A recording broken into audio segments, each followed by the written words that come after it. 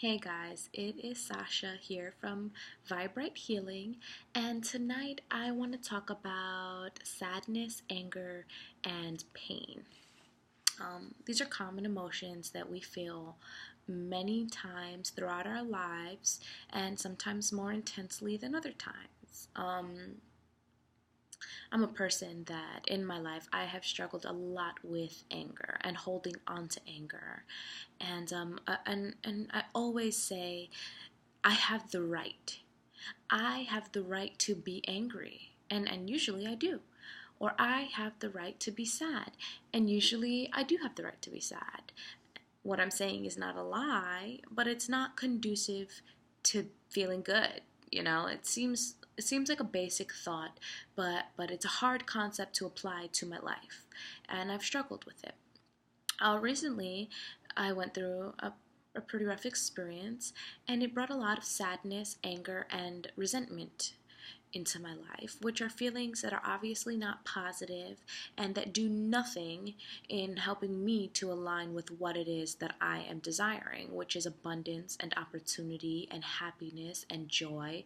And I can just keep going with these positive words. But I was kind of stuck feeling really upset and really sad.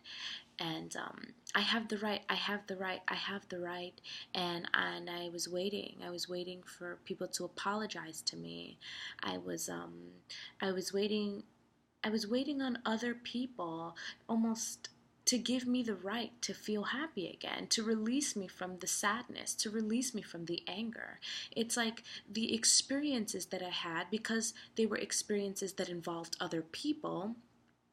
I felt like I couldn't move on with my life unless things had been resolved with these other people. After a couple weeks, I realized that may never happen, especially with the group of people that I was dealing with. Very stubborn, beautiful people, very kind and loving people. But we had a falling out, and who knows if we'll ever have a falling back in. And so when I realized this, I realized it was up to me to take matters into my own hands.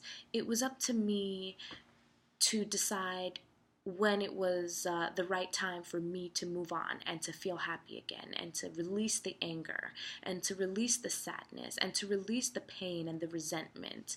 It was up to me, and I was never going to convince people to feel differently about me. I wasn't going to convince people of anything.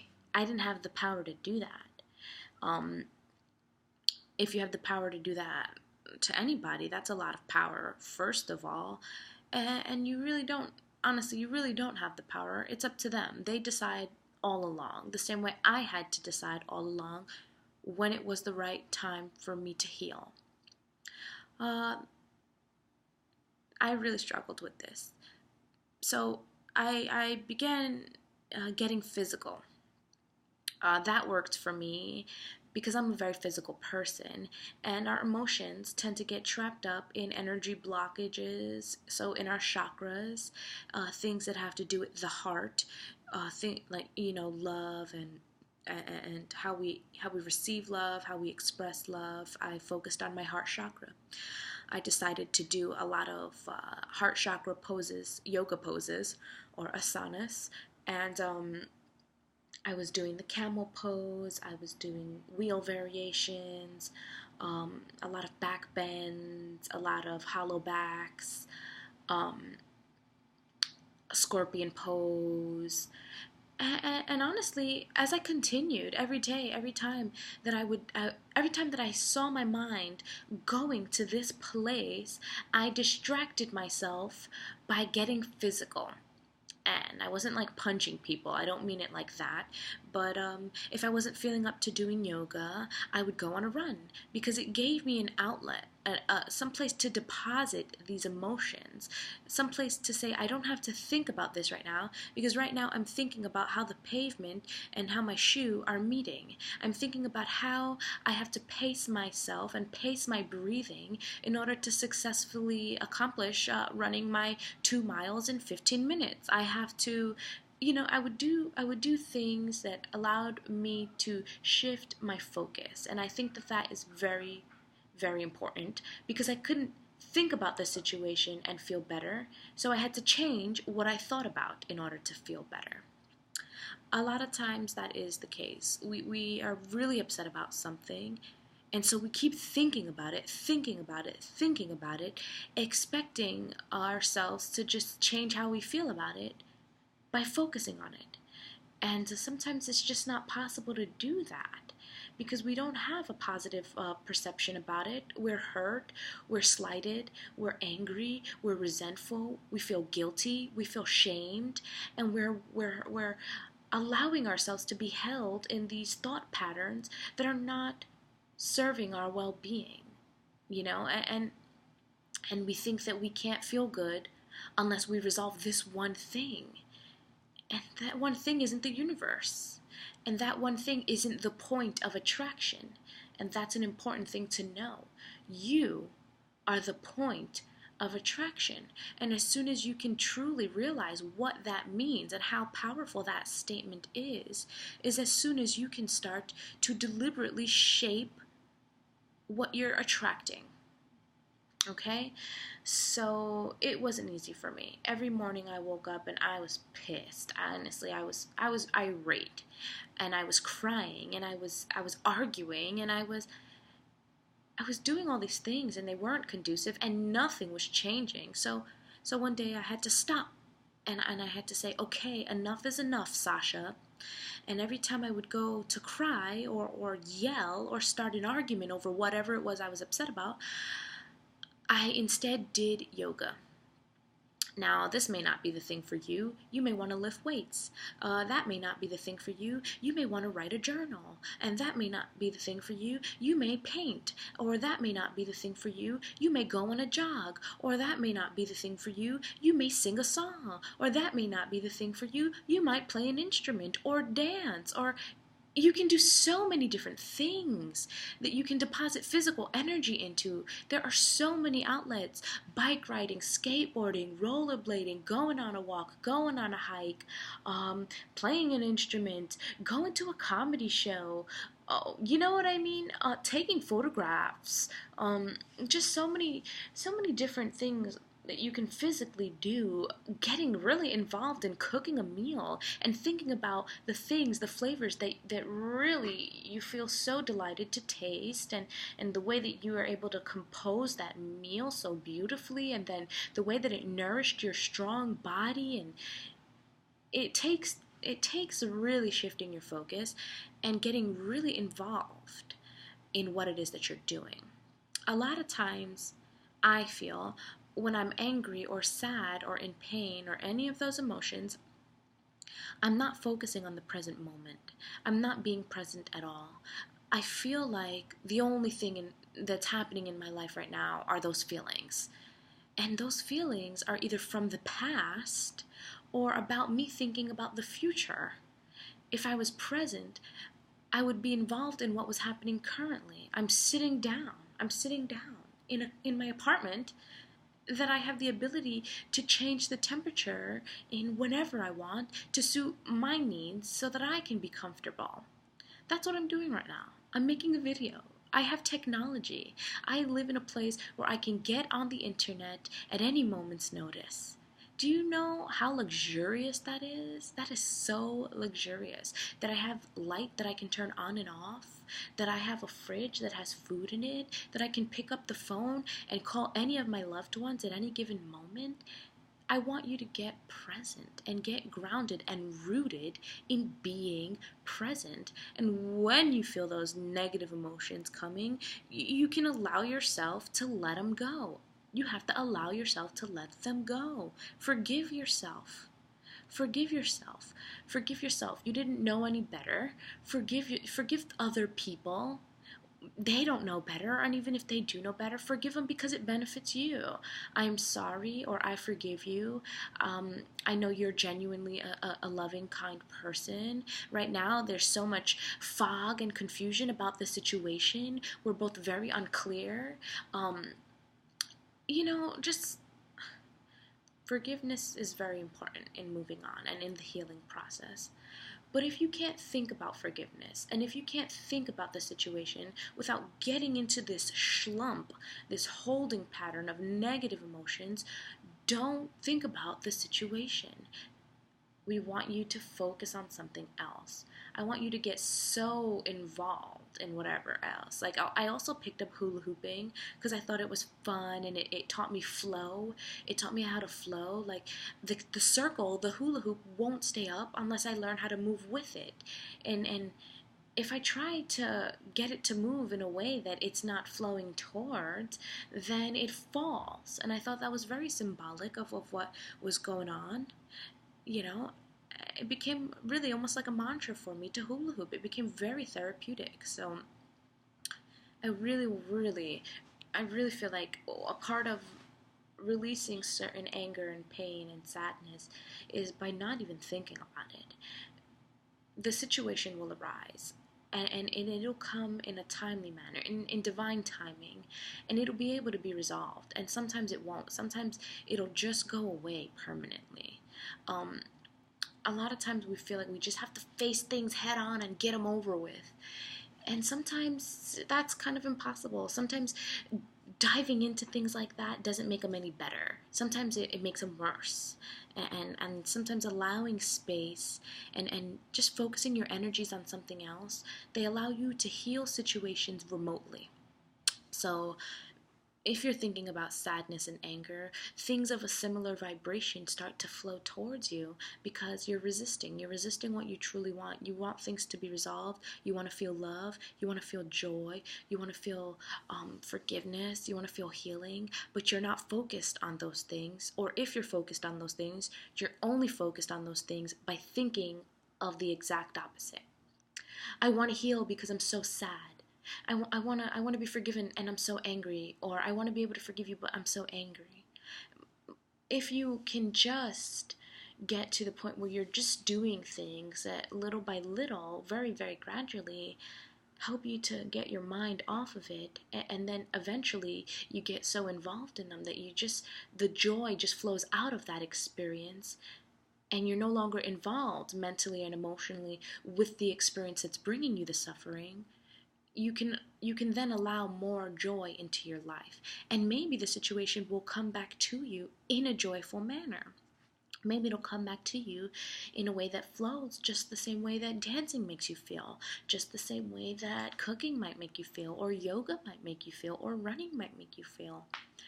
So it's really hard. You go about your day, and there's a lot of times there's a lot of free time to think about things, and it's usually in that free time where you start to think about the things that you don't want to think about. So maybe in that free time, or like the time on the train, when you're on the train, and what are you doing? You're maybe listening to music, and then this sad song comes on, or this song comes on that reminds you of whatever it is, or you know what I'm saying? But maybe when that time happens, you start writing it out, or you read a book to change your focus, or you change the song. You've got to be okay with letting go. People want to hold on to things that don't feel good because they have the right. They have the right. They have the right. And I want you to forgive me, or I want you to understand. I need you to understand, or I need, you're giving all of your power, you're trying to give to somebody else. It's your power. It's your emotion. It's your life. Nobody can make you feel anything without your consent, without your deliberate, conscious or subconscious consent, Nobody can, if somebody came to me and they said, "Oh, fuck you," and I'm sorry to be so vulgar, but if somebody came up to me and said that, and I said, "Okay, well, you have a great day," that's different than why. Well, what do you mean? So sometimes we offer a lot of resistance without realizing, because we feel like we have the right to suffer, and you do have the right to suffer, and you do have the right to question things, and you do have the right to want to be forgiven, or to want to be able to forgive, and you do have the right to heal. But sometimes focusing on the suffering isn't bringing about the positive changes that you're hoping for, as a result of that suffering. A lot of times suffering comes and then transformation follows, and that's always a wonderful and exciting feeling. So if you can separate yourself, even if it's just for a couple minutes from the suffering, if you can separate yourself, I think that you can accomplish a lot. I think that you can allow a lot more healing into your life. So be okay with stepping away from what's bothering you. You don't have to focus on it in order for it to transform. That's important to know. You don't have to focus on the suffering in order to transform the situation that brought about the suffering. You can focus on love and joy and things that can bring you happiness.